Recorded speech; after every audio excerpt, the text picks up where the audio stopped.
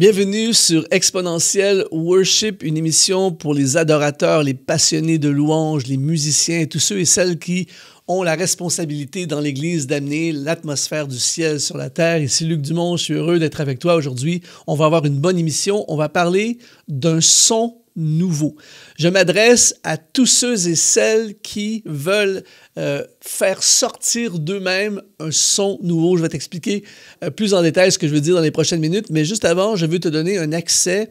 En fait, j'ai créé ce que j'appelle une newsletter secrète, c'est-à-dire qu'à tous les lundis, pour ceux et celles qui sont inscrits à ma newsletter, tu reçois dans ta boîte mail une formation sur le ministère de la musique et de la louange, une mini-formation que je t'enseigne, en fait, tout ce que j'ai appris sur plus de 30 ans à faire le tour du monde et à diriger la louange, à être impliqué dans le ministère de la musique et de la louange. J'ai appris plein de choses et je veux te partager tous mes secrets. Donc, à chaque lundi, tu reçois dans ta boîte mail une formation où je te partage les trésors pour réaliser et impacter avec le ministère de la louange. Alors, si tu es intéressé à rejoindre cette newsletter, eh bien, c'est le premier lien qui apparaît dans la description de cette vidéo et ça me fera plaisir d'être avec toi lundi prochain dans ta boîte mail. Alors, aujourd'hui, on veut parler d'un son nouveau.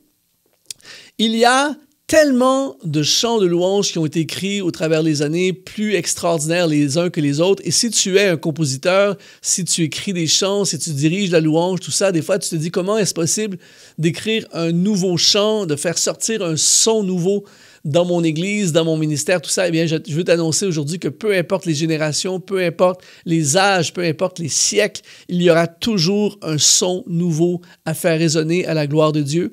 Je suis un peu un produit dérivé du son nouveau, c'est-à-dire qu'il y a plusieurs années, Dieu m'a appelé à faire sortir un son nouveau, un chant nouveau. J'ai écrit plus de 180 chants pour l'Église sur plusieurs albums au fil des ans. D'ailleurs, il y a plein de gens qui me découvrent dans les dernières années qui ne savent même pas que j'ai fait plein de chants de louange, j'ai écrit plein de chants. Alors, si jamais tu es intéressé à découvrir ma musique, eh bien, je vais laisser, ça va être le deuxième lien dans la description de cette vidéo. Tu peux avoir accès à notre boutique sur exponentiel.net où tu peux télécharger plein de mes musiques, de mes chants et tout ça. Et donc, tu pourras découvrir. Donc, si ça t'intéresse, eh bien, tu iras dans le deuxième lien de cette vidéo où tu auras accès à la boutique et à toute ma musique. Alors, tout ça pour te dire aujourd'hui que j'ai eu le privilège, je ne le savais pas à l'époque, mais j'ai eu le privilège de libérer un son nouveau, des chants pour l'Église et tout ça. Et je ne savais pas à l'époque que je faisais partie d'un mouvement mondial que Dieu est en train de faire, où il faisait sortir dans son Église des chants nouveaux et tout ça. Et c'est formidable parce que ça m'a catapulté dans les nations. Je me suis retrouvé à faire le tour du monde, à faire des concerts, diriger la louange et amener de la musique et l'esprit de la louange partout dans la francophonie en particulier. Et je veux t'encourager aujourd'hui parce que je crois qu'il y a plein de gens comme toi que Dieu appelle à faire sortir, émerger un son nouveau. Ça ne veut pas dire simplement que tu vas composer des chants, mais chaque personne contient un son. Il y a un son à ta vie, que ce soit au travers de la musique, que ce soit à travers les cris, que ce soit au travers de la prédication, de la communication, à travers quelque chose que tu vas créer, mais on a tous un son. Et parfois, je suis avec des gens et je leur dis, j'ai hâte d'entendre ton son. Il y a des gens que le son qui émerge de leur vie, ce n'est pas leur son. Ils reproduisent le son d'un autre, ils copient le son d'un autre, ils essaient d'être comme les autres, ou bien ils gardent le son à l'intérieur d'eux, ou parfois les épreuves de la vie, les attaques, les déceptions, les blessures, les erreurs, les échecs, toutes ces choses-là sont là, étouffent notre son.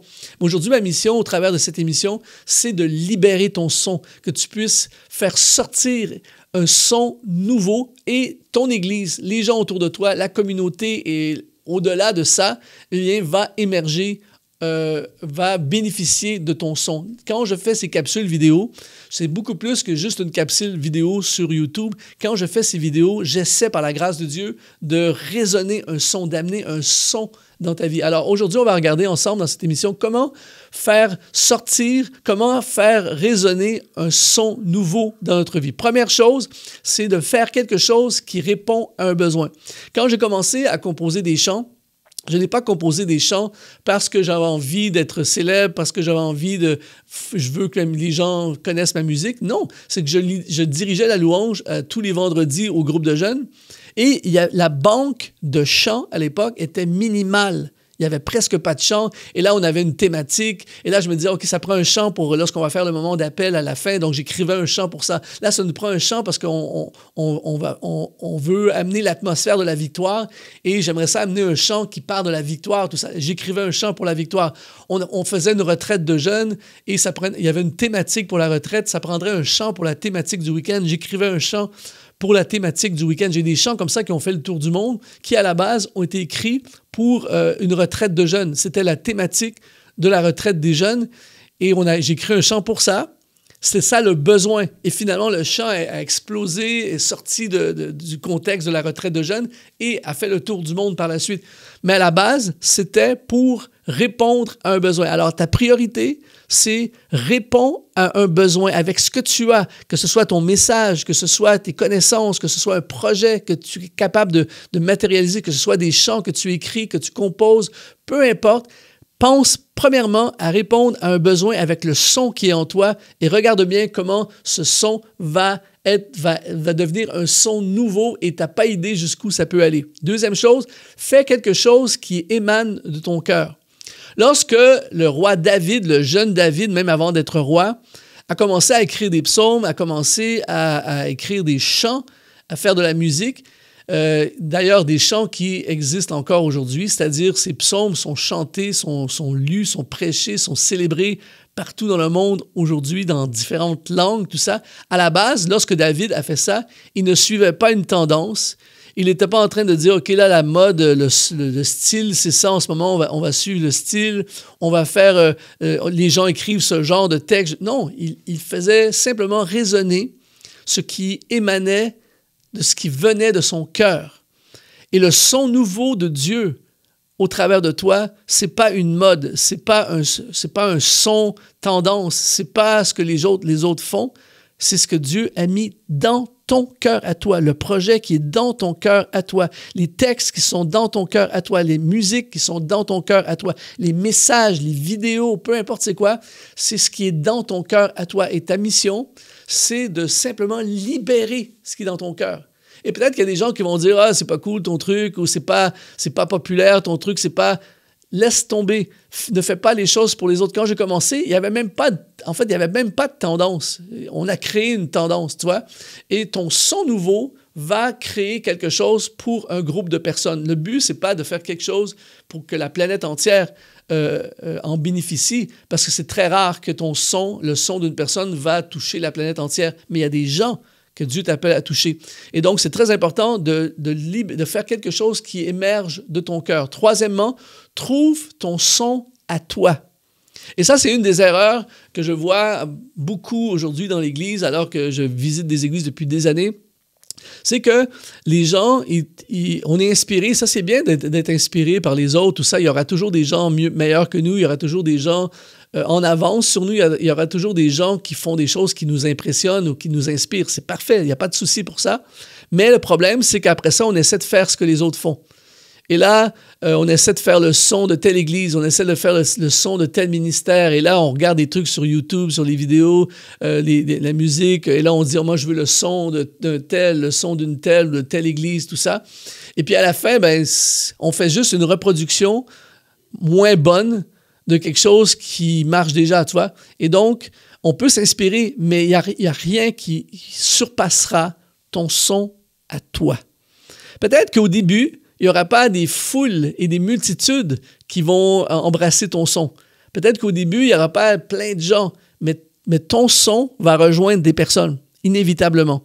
Et ton son, c'est ton son à toi. Et ce qui va faire qu'éventuellement, tu vas pouvoir te démarquer, c'est quand tu libères ce qui vient de toi, on l'a vu, mais ce qui est toi, c'est toi, ton son à toi. Moi, les gens, souvent, ils me disaient...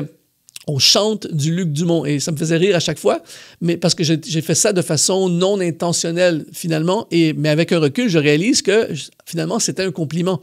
Pourquoi? Parce que c'était du Luc Dumont, c'est le style Luc Dumont, peu importe, il y a des gens qui aiment, il y a des gens qui n'aiment pas et c'est pas ça qui est important.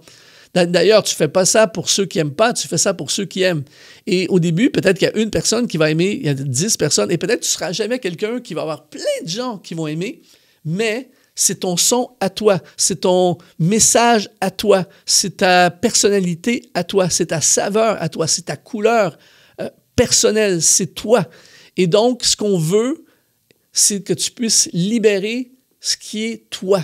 Et ça, c'est une priorité. Dans le ministère de la musique et de la louange et tout ça, il y a tellement de gens qui sont juste des répliques. Et je ne dis pas ça avec jugement sur qui que ce soit, je ne dis pas ça avec mépris. Moi-même, je suis tombé dans ces pièges-là. Au début, c'est normal, parfois quand on commence, on se cherche, tout ça. Mais l'objectif, c'est de libérer ton son à toi. Quatrièmement, fais quelque chose pour le peuple. C'est-à-dire, par exemple, quand tu es musicien, ne fais pas de la musique pour les musiciens. Ne fais surtout pas cette erreur-là. Ne fais pas de la musique pour les musiciens, fais de la musique pour le peuple. Si tu es un écrivain, écris pour le peuple, n'écris pas pour les écrivains. Si tu es un prédicateur, ne prêche pas pour les théologiens ou les prédicateurs, prêche pour le peuple. Ton son est pour le peuple. Pourquoi? Parce que si tu es un musicien et tu fais de la musique pour les musiciens, le jugement des musiciens est extrêmement sévère, difficile. Et à l'époque même où les gens achetaient la musique, les musiciens n'achètent pas ta musique. Donc, ne perds pas ton temps avec ça. Même chose avec les écrivains, même chose avec les prédicateurs ou les théologiens. C'est le pire public, d'une certaine façon.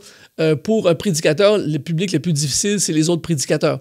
Donc, c'est pas pour eux que tu fais le truc. Tu fais, à moins d'avoir un appel spécifique, d'être un prédicateur qui est appelé à former d'autres prédicateurs ou être un musicien qui est appelé à influencer des musiciens. Il y a quelques personnes que c'est ça leur son, mais la majorité d'entre nous, c'est pour le peuple. Alors, prends le son qui est en toi et peu importe le véhicule que Dieu va utiliser pour que tu libères ton son, pense toujours aux gens, pense au peuple. Qu'est-ce que je peux apporter? Comment mon son peut faire grandir des gens, bénir des gens, faire avancer des gens?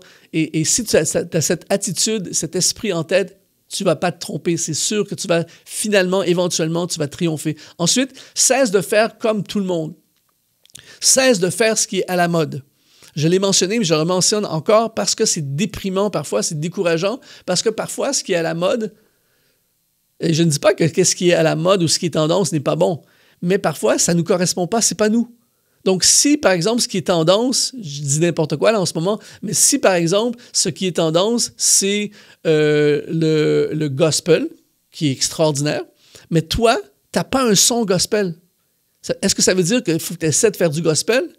Ou est-ce que ça veut dire que tu ne peux rien faire?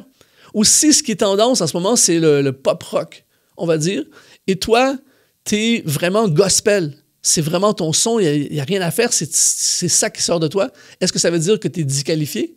Ou est-ce que ça veut dire que tu es obligé de faire du pop rock? Non.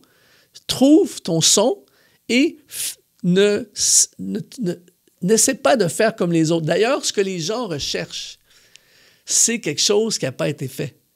Et oui, c'est vrai, évidemment, des choses qui n'ont pas été faites, des fois, il y a une raison pourquoi ça n'a pas été fait, c'est parce que c'est pas bon, je suis désolé, mais ça arrive parfois. Mais l'idée, c'est ne sois pas en train de regarder, OK, c'est quoi le dernier truc, c'est quoi que tout le monde fait, c'est quoi que... Ne fais pas ça. Ne sois pas influencé par les tendances et les modes. D'ailleurs, je t'annonce que les tendances et les modes, ça passe. Il y a eu, je me souviens, à une certaine époque, quand j'ai commencé à servir dans le ministère de la louange, il y avait la période Ron Kenoly, et là, tout le monde faisait ces trucs-là. Et c'est excellent, c'était des pros, tout ça, avec des chœurs d'adorateurs. Mais aujourd'hui, c'est plus ça. Si tu fais la même chose qu'ils faisaient à l'époque, les gens vont pas... Parce que c'était la tendance. Et à l'époque, si tu faisais pas ça, tu avais l'impression de faire rien de bon, tu vois. Et pourtant, c'est passé. Et là, il y a chaque saison, il y a des sons. Et toi... eh bien, tu peux écouter, tu peux bénéficier de ces choses-là, tu peux t'inspirer de ces choses-là, mais ne sois pas un suiveur de mode et de tendance. Et ensuite, sixièmement, fais quelque chose pour les gens que Dieu t'appelle à rejoindre. Et je pense que ça, c'est probablement le meilleur conseil que je peux te donner aujourd'hui. J'aurais dû même le mettre en numéro 1.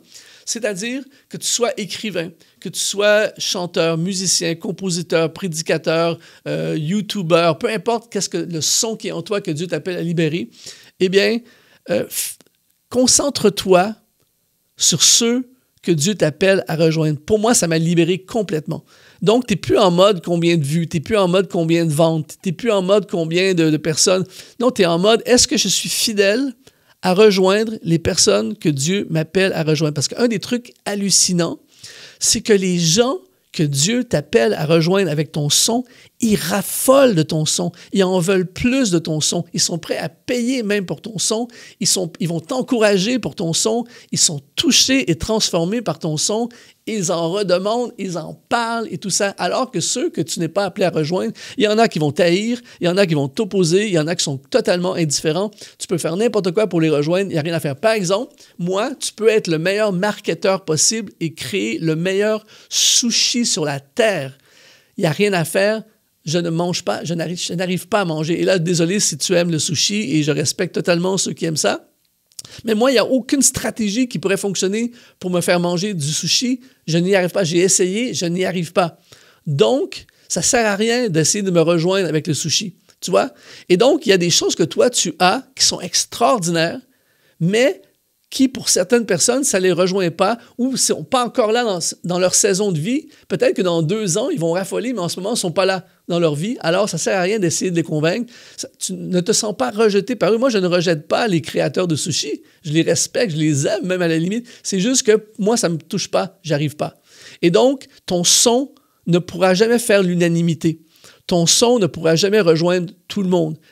Alors, au lieu d'être blessé, déçu, intimidé, empêché par ceux qui n'aiment pas, ceux qui attaquent, ceux qui opposent, ceux qui critiquent, ceux qui n'embrassent pas ton son, focalise-toi 100% sur ceux qui aiment ton son, ceux qui ont besoin de ton son, ceux qui vont revivre à cause de ton son, ceux qui vont être propulsés à cause de ton son et libère ton son absolument.